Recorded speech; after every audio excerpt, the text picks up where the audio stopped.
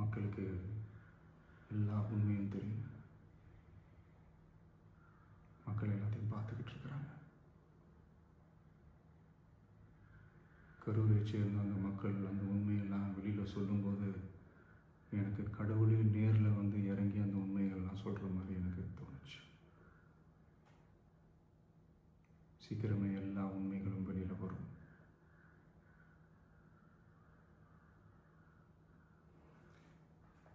எங்களுக்கு தரப்பட்ட இடத்துல